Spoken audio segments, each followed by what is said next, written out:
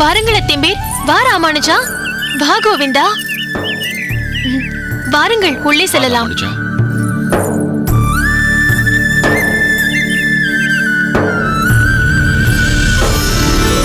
வாருங்கள் அத்திம்பேர். எங்கே ஷட்டகரை காணோம்? அவர் உள்ளே அமுது செய்து கொண்டிருக்கிறார். இப்போது வந்து விடுவார். சரி, அக்கா வரவில்லையா? அவள் எங்கே வருவது? அவளுக்கு பூமியோடும் கமலையோடுமே நேரம் சரியாகி போய்விடுகிறது. உனக்கு ஒரு சந்தோஷமான சமாச்சாரம் சொல்லத்தான் இங்கு வந்தேன். சொல்லுங்கள் அத்திம்பேர். இவர்களின் ஆச்சாரியர் மயூரவண்ணன் சுவாமி பாடசாலைக்கு 10 நாள் விடுமுறை விட்டுவிட்டு வெளியூர் போகிறார். ஓ, அதுதான் ராமானுஜனையும் கோவிந்தனையும் 10 நாள் இங்கே விட்டுவிட்டு போக வந்தீர்களா? உண்மையிலேயே இது மிகவும் சந்தோஷமான விஷயம்தான். கோவிந்தனை இங்கு விட்டுவிட்டு போகிறேன். 10 நாள் அவன் இங்கேயே இருக்கட்டும். உனக்கு சந்தோஷம்தானே? ராமானுஜனும் இங்கேயே இருக்கட்டுமே? இல்லை, மயூரவண்ணன் ராமானுஜனை தன்னுடன் அழைத்துக் கொண்டு செல்ல இருக்கிறார். வாருங்கள் வாருங்கள். அமுது செய்து கொண்டிருந்தேன், அதனால்தான் உடனே வர முடியவில்லை. கோவிந்தா. அப்பா. எப்படி, பாடம் எல்லாம் நன்றாக படித்துக் கொண்டிருக்கிறாயா? இல்லை கமலையோடும் பூமியோடும் சேர்ந்து உன் பெரியம்மாவை படுத்துகிறாயா? சேச்ச, அவனாவது படுத்துவதாவது. அவன் உண்டு, அவன் பாடம் உண்டு என்றிருப்பான். சதா சர்வகாலமும் அண்ணனோடு தான் இருப்பான். அமுது செய்வதாகட்டும், படிப்பதாகட்டும், தூங்குவதாகட்டும், இவனுக்கு ராமானுஜன் எப்போதும் கூடவே இருக்க வேண்டும். இப்போது மட்டும்தான் நான் உன்னை அகத்தில் கொண்டு போய் விட்டுவிட்டு வருகிறேன் என்றதற்கு அண்ணனும் கூட வரவேண்டும் என்று சற்று அடம் பிடித்தான். கேட்டீர்களா? நம் ராமானுஜன் அவன் குருநாதரோடு வெளியூர் செல்ல போகிறானாம். அப்படியா? ஆஹா, இது ஒரு நல்ல வாய்ப்பாயிற்றே. சரி, எந்த ஊர் போகிறீர்கள்? என்ன விஷயமாக போகிறீர்கள்? மதுராந்தகத்துக்கு அருகில் கருங்குழி என்று ஒரு ஊர் இருக்கிறதே, கேள்விப்பட்டிருக்கிறீர்களா? கேள்விப்படுவதாவது, அங்கு போயே இருக்கிறேன். அங்கே பட்டாபிராமன் என்பவர் அகத்தில் சுதர்சன ஹோமம் நடத்தியிருக்கிறேன். சின்ன ஊர்தான், சுற்றிலும் பச்சை பசேல் என்று வயல்வெளிகளும் கரும்பு தோட்டங்களும் பார்க்க ரம்யமாக இருக்கும். அந்த ஊர் பெரியவர்கள் இங்கு வந்து மயூரவண்ணன் சுவாமியிடம் எங்கள் ஊருக்கு வந்து எங்கள் பாடசாலையில் சில நாட்கள் தாங்கள் காலட்சேபம் செய்ய வேண்டும் என்று கேட்டுக்கொண்டதற்கிணங்க அவர் அங்கு போகிறார். தன் கூட அழைத்துச் செல்ல ராமானுஜனை தேர்ந்தெடுத்திருக்கிறார். அங்கு இருக்கும் பாடசாலையில் இவன் தன் குருநாதருடன் சேர்ந்து சில நாட்கள் அங்குள்ள மாணவர்களுக்கு பயில்விக்கப் போகிறான். அத்திம்பேர், இது மிகப்பெரிய கௌரவம் இல்லையா? குருவிடமிருந்து ராமானுஜனுக்கு கிடைத்த பெரிய பாராட்டு இல்லையா இது? அதில் சந்தேகம் என்ன? பார்த்துக்கொள் கோவிந்தா, அடுத்த முறை உன் குருநாதர் உன்னையும் இப்படி அழைத்து செல்ல வேண்டும். அந்த அளவுக்கு நீயும் அப்படி படித்து அவரிடம் பேர் வாங்க வேண்டும். கவலைப்படாதீர்கள் சித்தப்பா, நிச்சயம் வாங்குவான். நீ கூட இருந்தால் எனக்கு ஒரு கவலையும் இல்லை ராமானுஜா. உன் தம்பியை படிப்பிலும் சரி, மற்ற எல்லாவற்றிலும் சரி, நீ அவனை நன்றாக கவனித்துக் கொள்வாய் என்று எனக்கு தைரியம் இருக்கிறது. அண்ணா, நீங்கள் ஊரிலிருந்து வந்தவுடன் என்னை கூட்டிக் கொண்டு போக வேண்டும், சரியா? சரி கோவிந்தா. பார்த்தாயா பெரிய பிராட்டி, நீ அவனை பிரிந்து இருக்க முடியவில்லை என்று அழுது மூக்கை சிந்தி கொண்டிருந்தாய். அவனோ அண்ணன் அகத்திற்கு மறுபடியும் எப்போது போவோம் என்று காத்து கொண்டிருக்கிறான். பெத்த மனம் பித்த, பிள்ளை மனம் கல்லு என்கிற பழமொழி இந்த காலத்து சிறு பிள்ளைகளுக்கு கூட பொருந்தும் போல இருக்கிறது. அப்படியெல்லாம் இல்லை அத்திம்பேர். அவனுக்கு அண்ணனை பிடித்திருக்கிறது என்பதால் அம்மாவிடம் பாசமில்லை என்று ஆகிவிடுமா என்ன? அதெல்லாம் நிறைய உண்டு. என்ன கோவிந்தா? ஆமாம் அம்மா. அண்ணா, போகும் இடத்தில் நீங்கள் பத்திரமாக இருந்து கொள்ளுங்கள். நேரத்திற்கு சாப்பிடுங்கள் அண்ணா. சரி கோவிந்தா. அடடடடடடா, அண்ணன் தம்பி பாசம் என்றால் இப்படி அல்லவா இருக்க வேண்டும்? சரி சரி, திருஷ்டி போட்டு விடாதீர்கள். கோவிந்தா, உனக்கு பிடித்த தேங்காய் துவையல் அரைத்திருக்கிறேன். வா, அமுது செய்யலாம். எல்லோருமே வாருங்கள், அமுது செய்யலாம். நான் கூடவா? தேவரீர், சற்று நேரத்திற்கு முன் செய்தது அமுதுதானே, அல்லது அது வேற ஏதாவதா? வாருங்கள் அத்திம்பேர், எல்லோரும் அமுது செய்யலாம். வா.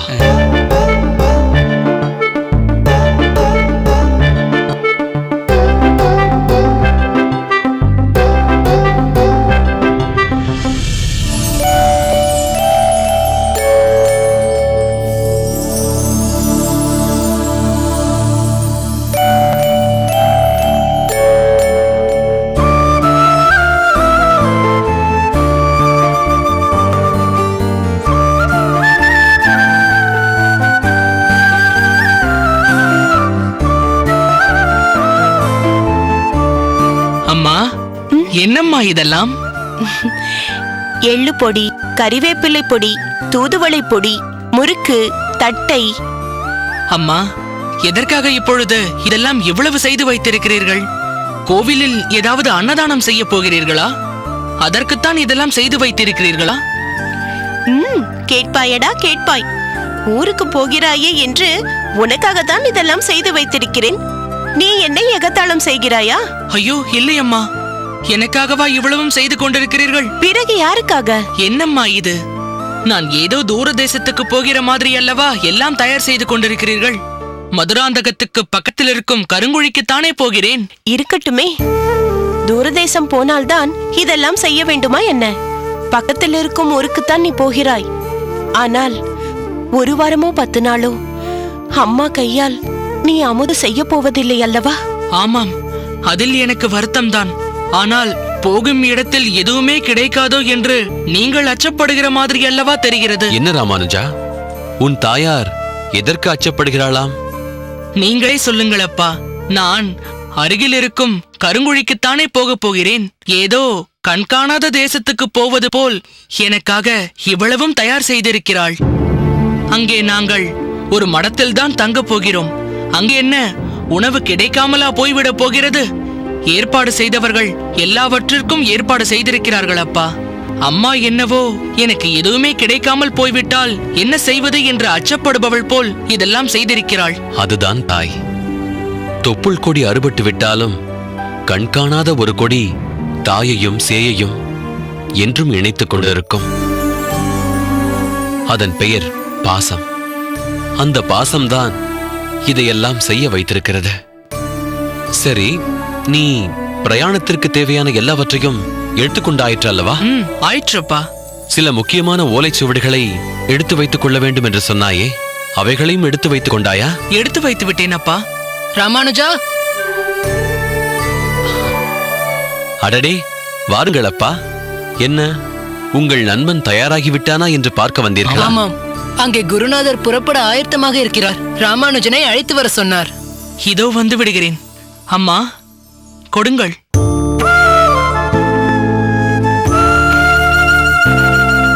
எங்களிடம் கொடுங்கள். அதையும் கொடுங்கள். கொடுங்கள் மாமி. என்ன செய்கிறாய் சக்கரபாணி? எங்கள் குருநாதரின் உடைமைகளை நாங்கள் சுமந்து கொண்டு வருகிறோம். எனக்கு எவ்வளவு பெரிய சேவை செய்திருக்கும் ராமானுஜனுக்கு இந்த சேவையை கூட நாங்கள் செய்யாமல் இருக்க முடியுமா? எத்தனையோ பணிகளுக்கு நடுவில் சக்கரபாணியின் வீட்டிற்கு வந்து ஆச்சாரியார் அன்று போதித்த அனைத்தையும் போதிக்கிறான் என்றால் எவ்வளவு நேரம் தூக்கத்தை ராமானுஜன் தியாகம் செய்திருப்பானோ தெரியவில்லை. சக்கரபாணியும் நானும் தேர்வில் 2ஆம் நிலையில் தேறியிருக்கிறோம் என்றால் அதற்கு முழுக்க முழுக்க ராமானுஜன் தான் காரணம்.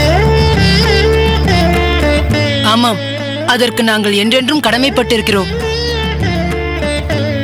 அப்பா, அம்மா, என்னை ஆசீர்வதியுங்கள். தீர்காயுசுடன் இரு. உன் புகழ் நீ இன்று போகும் ஊரில் மட்டுமல்ல, நம் ஊரில் மட்டுமல்ல, மெல்ல மெல்ல உலகம் முழுவதும் பரவட்டும். எழுந்திரு ராமானுஜா, எழுந்திரு. முடிந்தவரை நேரத்துக்கு சாப்பிடு ராமானுஜா. கவலைப்படாதீர்கள் அம்மா, நிச்சயம் சாப்பிடுகிறேன். நான் வருகிறேன். வாருங்கள், போகலாம். பார்த்தாயா காந்திமதி, சக மாணவர்கள் இவன் மீது எத்தனை மரியாதை வைத்திருக்கிறார்கள். இவனுக்கு சேவை செய்ய போட்டி போடுகிறார்கள். நிச்சயம் இவன் பிற்காலத்தில் மிகப்பெரிய ஒரு மகானாக விளங்கப் போகிறான் என்பதில் ஐயமில்லை.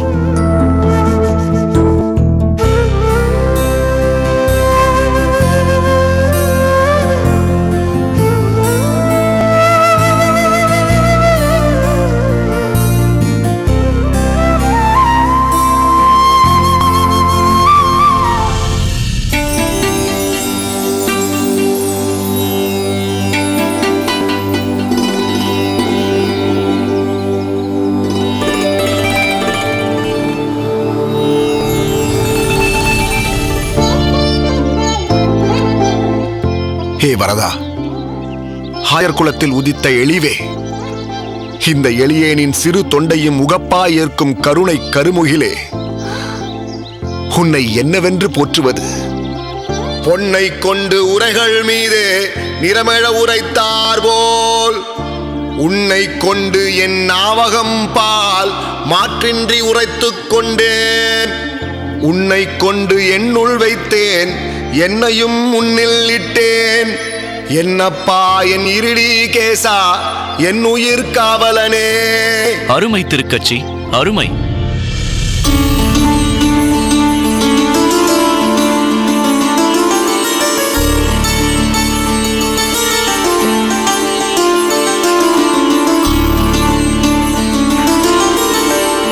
வாசிராளா, உன்னை பார்த்து வெகு நாட்களாகிவிட்டதே. ஆம் திருக்கட்சி, வியாபார விஷயமாக சில மாதங்கள் வெளியூரிலேயே தங்க வேண்டி வந்து விட்டது. சரி, அதை விடு. உம்மை பற்றி சொல். பாமாலை தொடுக்காமல் நீர் பூமாலை தொடுப்பதில்லை போலிருக்கிறதே. எல்லாம் சூடிக் கொடுத்த சுடற்கொடி அந்த ஆண்டாள் நாச்சியார் கற்றுக் கொடுத்த பாடம். ஓ, ஆண்டாளின் அடியொற்றியோ நீரும்? ஆம், பக்தியில் முன்னேற துடிக்கும் ஒவ்வொருவருக்கும் அந்த ஆண்டாள் நாச்சியார் தானே வழிகாட்டி. தன் பாமாலையால் அந்த கண்ணனின் உள்ளத்தில் ஆழ்ந்தவள். தான் கட்டிய மாலையை தானே சூடி அழகு பார்த்தும் அந்த அரங்கமன்னாருக்கும் சூட்டினாலே அந்த தகுதி இந்த அடியேனுக்கு இல்லை என்றாலும், அடியேன் தொடுத்த மாலையை அந்த வரதனுக்கு சூட்டி அழகு பார்க்கும் பாக்கியமாவது எனக்கு கிடைத்திருக்கிறதே. இதுவே இப்பிறவியில் அடியேன் கண்ட பெரும் பேறு. திருக்கட்சி, உம் மாலையைப் போன்றே உம் பேச்சும் அழகாயிருக்கிறது. அதற்கும் ஆண்டாளின் அருளே காரணம். ஏனென்றால் 30 பாசுரங்களையும் கசடர கற்றவர்களுக்கு வாக்குவன்மை தானாகவே கைகூடும் என்பது திண்ணம். அது மட்டுமல்லாமல் தன் இனிய சொற்களால் பெருமாளுக்கே கோரிக்கை வைத்தவள் அல்லவா அந்த ஆண்டாள். அது என்ன திருக்கட்சி? 7 பிறவி எனக்கு நீ அளித்தாலும் உன் உறவு, உன் சம்பந்தம் எனக்கு வேண்டும் கண்ணா என்று தெரிவித்தாள். ஆஹா, உண்மையாகவே ஒரு வித்தியாசமான கோரிக்கைதான். இதை கேட்கும் போது உம்முடைய இரத்த உறவு சம்பந்தம்தான் எனக்கு உடனே ஞாபகத்திற்கு வருகிறது. நீ என்ன சொல்ல வருகிறாய் சீராளா? எல்லாம் உம் தாய் தந்தையரை பற்றிதான் சொல்கிறேன். அந்த வரதராஜ பெருமானிடம் நித்திய சம்பந்தம் வைத்துக் கொண்டுள்ள நீர் பெற்ற தாய் தந்தையர் உறவை அறவே துறந்து விட்டீரே. இது நியாயமா? தங்களை பிரிந்து அவர்கள் மிகவும் தவிக்கிறார்கள். அடியேன் எதையும் நியாயப்படுத்த விரும்பவில்லை சீராளா. என் பெற்றோரை ஒதுக்க வேண்டும் என்று அடியேன் என்றும் நினைக்கவில்லை. பெருமாளுக்கு அடியேன் செய்யும் சேவையால் அவர்களும் நன்மை அடைய வேண்டும் என்றுதான் நினைக்கிறேன். சில வருட காலம் தொடர்புள்ள மகனை பிரிந்ததற்கே என் தாய் தந்தையர் வருந்துகிறார்கள் என்று நீ சொல்கிறாயே. அனாதி காலமாக நம்மோடு நித்தியமான தொடர்புடையவன் அந்த வரதன். அனைத்து ஜீவராசிகளுக்கும் தாய்க்கு தாயாக, தந்தைக்கு தந்தையாக இருக்கும் அவனை கர்மவினை எனும் பந்தத்தால் இத்தனை ஜென்மங்களாக நாம் அவனை பிரிந்திருக்கிறோமே. இதை நினைத்து பகவானின் மனம் என்ன பாடுபடும்? அதனால் தான் இந்த ஜென்மத்தோடு முடித்துக்கொண்டு அவனை சென்று சேர வேண்டும் என்று அடியேன் முயற்சி செய்து கொண்டிருக்கிறேன். இதில் தவறென்ன இருக்கிறது? தவறே இல்லை திருக்கட்சி. ஆனால் நீர் கூறும் உயர்ந்த தத்துவத்தை உணரும் நிலையில் உம் பெற்றோர்கள் இல்லை. ஆகையால் தான் அவர்கள் மனம் வருந்துகிறார்கள். நீர் உடன் இல்லாதது அவர்களுக்கு வாழ்க்கையை விரிச்சோடி போய்விட்டது போல் தோன்றுகிறது. அப்படி நினைக்க வேண்டிய அவசியமே இல்லை. அடியேன் உடனில்லை என்றால் என்ன? என் 3 மூத்த சகோதரர்களும் அவர்களுடன் தானே இருக்கிறார்கள். தன் 4 பிள்ளைகளில் ஒருவனாவது இறைத்தொண்டு செய்கிறானே என்று அவர்கள் மகிழ்ச்சிதான் அடைய வேண்டும். அவர்கள் மனம் நிம்மதி அடைய அவ்வரதனிடம் அடியேன் வேண்டிக் கொள்கிறேன். அதை தவிர அடியேனால் வேறு என்ன செய்ய முடியும்? உண்மைதான் திருக்கட்சி. நான் தகுந்த முறையில் உம் பெற்றோரிடம் எடுத்துச் சொல்கிறேன். சரி சீராளா, நேரமாகிவிட்டது. அடியேன் காஞ்சியம்பதிக்கு புறப்பட வேண்டும் மலர் மாலைகளை எடுத்துக்கொண்டு புறப்படுகிறேன். நானும் புறப்படுகிறேன்.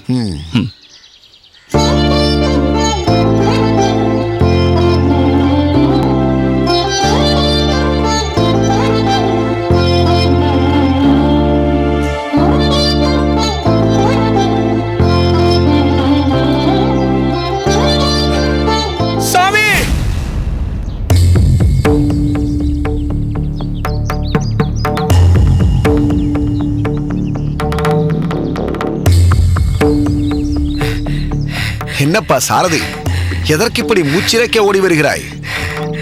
பாதணி சாமி.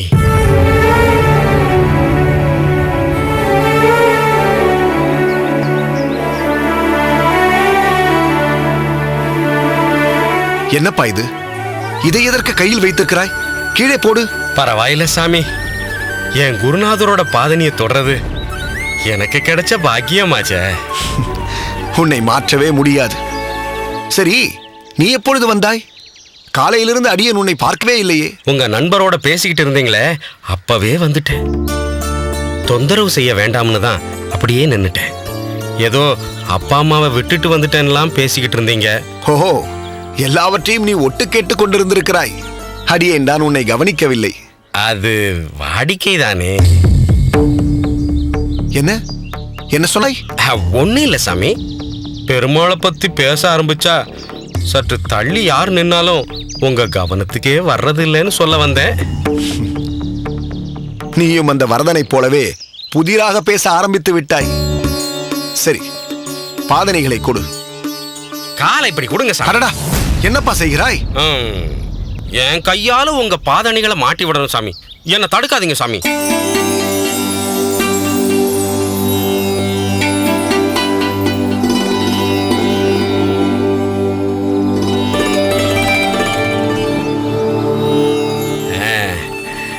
அப்பா அம்மாவை தான் விட்டுட்டீங்க, அவங்க கொடுத்த பாதணிகளையாவது மறக்காம நீங்க போட்டுக்கணும் சாமி. இல்லைன்னா கல்லு முள்ளு குத்தி உங்க கால் நோகும். உங்க காலு நோகுச்சுன்னா என் மனசு நோகும் சாமி. சரி சரி, முதலில் உன் கைகளை அலம்பி விட்டு பிறகு வேற ஏதாவது பணிகள் இருந்தால் கவனி. நான் வருகிறேன். சரிங்க சாமி.